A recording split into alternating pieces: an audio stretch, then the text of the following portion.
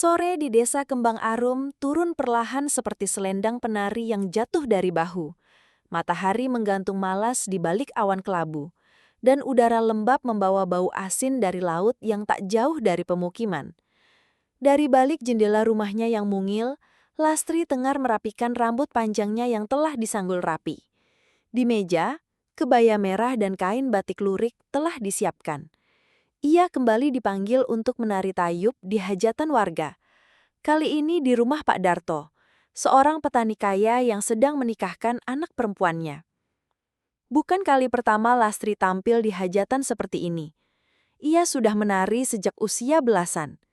Dulu, ketika tubuhnya masih ringan seperti kapas dan senyumnya belum penuh beban, ia menari untuk kebanggaan dan kecintaan. Kini, di usianya yang menginjak kepala 4, ia menari untuk bertahan hidup. "Las, udah sore!" Suara ibu tua Lastri terdengar dari ruang tengah. "Iya bu, sebentar lagi," jawab Lastri sambil menyelipkan tusuk konde. Matanya menatap bayangan diri di cermin retak. Di sana, ia melihat sosok perempuan yang tetap anggun, tapi lelah. Sorot matanya bukan lagi milik gadis desa yang lincah, tapi milik ibu dari 2 anak yang tak lagi kecil. Istri dari seorang nelayan yang pulang malam dan sering tak membawa hasil. Ia menghela nafas, lalu mengenakan kebaya merah jambu yang selalu ia pakai saat menari. Meski warnanya mulai pudar dan benangnya mulai longgar, kain itu seperti jimat bagi Lastri. Setiap kali ia mengenakannya, tubuhnya mengingat tarian, jiwanya mengingat semangat. Saat melangkah keluar, beberapa tetangga terlihat duduk di teras rumahnya. Mereka tak berkata apa-apa, tapi Lastri tahu apa yang mereka pikirkan. Penari itu penghibur, bukan perempuan baik-baik. Bisik-bisik itu sudah menjadi nyanyian sehari-hari. Dulu Lastri bisa menepi semua itu, tapi sekarang ucapan-ucapan itu kadang menggigit lebih tajam daripada sembilu. Namun langkahnya tak surut. Ia tahu, hidup bukan tentang menunggu semua orang mengerti, tapi tentang tetap berdiri bahkan saat direndahkan. Di rumah Pak Darto, panggung sudah disiapkan di halaman luas yang diteduhi pohon mangga tua. Gamelan mengalun perlahan. Para tamu duduk di tikar panjang, dan anak-anak berlarian sambil memegang balon. Lastri menyapa panitia lalu menuju bilik ganti kecil di belakang panggung. Di sana, 2 penari muda juga sedang bersiap. Mereka tersenyum malu-malu saat melihat Lastri. "Mbok Lastri selalu jadi penari utama ya?" kata salah satu dari mereka. Lastri hanya tersenyum, meski hatinya terasa perih. Ia tahu dalam beberapa tahun ke depan, gadis-gadis muda itu yang akan menggantikannya. Dan ia akan menjadi cerita lama. Musik mulai dimainkan. Seorang sinden memanggil namanya. "Mbok Lastri, dipersilahkan tampil."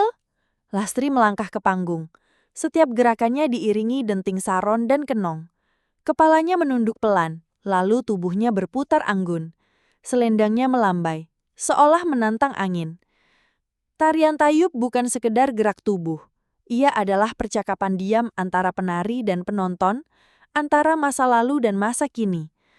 Lastri menari dengan sepenuh jiwa. Setiap geraknya membawa cerita, setiap lengkoknya menyimpan doa. Namun di tengah kegemulayannya, Lastri menangkap sorot mata dari kerumunan. Sorot mata yang menghakimi, mengintai, dan meremehkan. Beberapa lelaki tersenyum sinis. Beberapa ibu-ibu menunduk sambil membisikkan sesuatu. Lastri menutup hatinya. Ia menari bukan untuk mereka. Ia menari untuk keluarganya.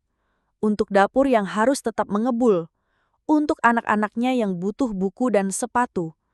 Untuk suaminya yang tak bisa lagi selalu pulang dengan ikan. Tarian usai. Sorak-sorai terdengar. Tapi Lastri tahu sebagian dari mereka bertepuk tangan bukan untuk seni, melainkan untuk keberanian seorang perempuan yang tetap berdiri di atas panggung, meski banyak yang ingin menjatuhkannya. Usai berganti pakaian, ia menerima amplop dari panitia. Di dalamnya, uang secukupnya. Tak besar, tapi cukup untuk membeli beras dan lauk 2 hari ke depan. Ia mengucapkan terima kasih, lalu berjalan pulang dengan langkah berat. Di jalan, seseorang memanggilnya saat ia melintas di pinggir pohon ketapang. "Las?" Ia menoleh. Di bawah pohon ketapang, berdiri seorang pria dengan wajah keras dan suara berat. Parto. Ia membeku. Dunia seperti berhenti sejenak. Parto, lelaki dari masa lalunya, yang dulu pernah berjanji menikahinya, tapi memilih pergi ke kota dan tak kembali hingga sekarang. "Kamu masih nari ya?" tanya Parto sambil tersenyum tipis. Lastri mengangguk. "Masih. Karena harus." Parto menatapnya lama. Ada sesal di sana, dan mungkin sisa-sisa cinta yang belum benar-benar hilang. "Aku ada rencana, Las. Pendopo kabupaten mau buat pertunjukan besar. Aku bisa rekomendasikan kamu. Honornya jauh lebih besar. Dan kamu bisa naik pentas di tempat yang lebih layak." Lastri diam. Ucapan Parto bagaikan godaan dari dunia yang ia tahu, tak sepenuhnya bisa ia sentuh. "Aku pikirkan dulu toh," jawabnya akhirnya. Parto mengangguk.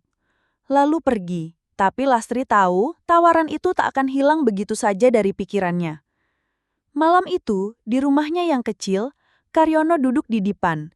Anak-anak sudah tidur. Ia memandang istrinya yang sedang membuka amplop berisi uang bayaran menari. "Masih banyak yang mau nonton kamu menari?" tanyanya datar. "Masih," jawab Lastri pendek. Karyono menghela nafas. "Aku cuma takut kamu dipandang rendah." Lastri menatap suaminya dengan mata yang lelah. "Aku sudah dipandang rendah sejak lama, Mas. Tapi kalau aku berhenti, dapur kita juga ikut berhenti." Karyono tak menjawab. Ia hanya mengangguk lalu menatap langit-langit rumah. Di luar, angin laut berembus membawa suara ombak yang tak pernah benar-benar tenang. Dan Lastri tahu, esok hari ia mungkin akan menari lagi. Bukan karena dunia merayakannya, tapi karena ia tak punya pilihan selain terus melangkah, meski diiringi gamelan dan bisik-bisik tajam.